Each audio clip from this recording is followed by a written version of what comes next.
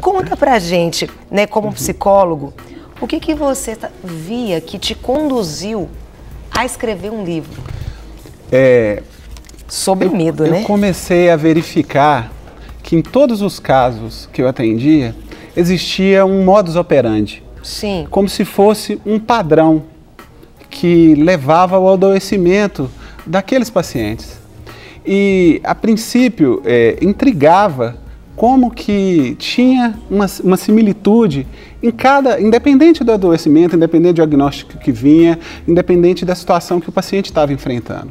E a partir daí eu comecei a pesquisar o que seria esse adoecimento e o que seria o causador desse adoecimento. Sim. E comecei a observar que o medo era geratriz de todos esses sentimentos que acabavam gerando esses adoecimentos psicossomáticos, emocionais e de vários cunhos como um todo. Quer ver uma curiosidade? Qual foi o primeiro sentimento que Adão teve assim que ele sai do paraíso?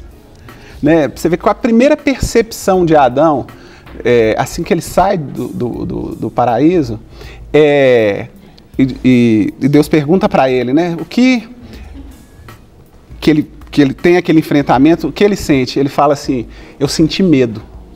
Então, um dos primeiros sentimentos da nossa separação é um sentimento de medo. E aquele medo a gente carrega constantemente e isso nesse momento está crescendo numa proporção tão grande que tem afetado a gente. Porque tem paralisado as pessoas. Isso. E aí, por 4 anos, eu passei pesquisando sobre o medo, que é o resultado do livro. Os principais medos, o mecanismo do medo, como que esse medo é conduzido sobre a gente.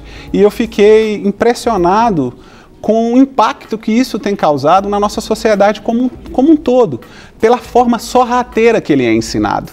Porque, se você notar, criou-se uma cultura do medo. A gente gera medo. Se você ligar a televisão hoje, né, se você ouvir um rádio... Exceto a Rede Super de televisão. Você vai ter esperança. Maravilha. Graças a Deus pela Super, então, né? Para gerar esperança, né? Para gerar esse momento de confrontamento. Aí eu pergunto, o medo em algum momento ele pode ser bom? Ele pode, quando ele se torna um limite para a pessoa, né? Porque... eu tenho medo de colocar o dedo na tomada porque ela dá choque. Uhum. Então, isso pode ser, o problema é quando ele paralisa essa pessoa, quando a vida dela, ela gira em torno daquilo. Olha, o medo, ele tem uma função. A função do medo é alerta. O medo se torna negativo quando ele passa a ser o guia dos nossos pensamentos. Okay. Quando as nossas ações e as nossas atitudes passam a ser embasadas pelo medo. Né? Quando, por exemplo, uma criança deixa de fazer as coisas, não pelo conhecimento de que eu vou tomar um choque na tomada, mas pelo medo da tomada. Sim, entendeu? Sim. E aí eu passo a me guiar pelo medo. E o medo é extremamente danoso, por quê? Porque qual é a primeira característica do medo? Ele trava a inteligência. Então as minhas escolhas passam a ser menos assertivas, menos coerentes até. Eu vi aqui um dos temas aqui do livro, aí eu vou perguntar, medo de vencer, como assim? Fala um pouquinho sobre essa questão, porque se você perguntar, todo mundo quer vencer. Ninguém não quer vencer, racionalmente falando. Mas pode ser que o psíquico, o medo, ele pode dar uma travada até com relação a isso? Explica um pouquinho pra gente. Muito. E é muito mais comum do que a gente imagina, né? Se fosse assim, por exemplo, a gente sempre fazia o que era melhor pra gente. São já notou que não? A gente mesmo se boicota. A gente se boicota, sim. E o vencer também traz uma consequência. Por quê? Porque a montanha, o topo da montanha, que a gente fala que vai chegar no topo, que vai ser o primeiro, mas o topo da montanha é o lugar mais solitário da montanha também. Então, eu tenho uma pressão sobre aquela vitória. Né? Quantas pessoas, ainda mais você que lida com muitas pessoas de destaque, pessoas famosas, você vê que quantas pessoas que elas se percebem de sucesso e não necessariamente são pessoas felizes. Sim. Até pelas pressões que vencer traz. Então, muitas vezes que eu estou próximo da vitória, eu sinto um sentimento de culpa, que é embasado no medo.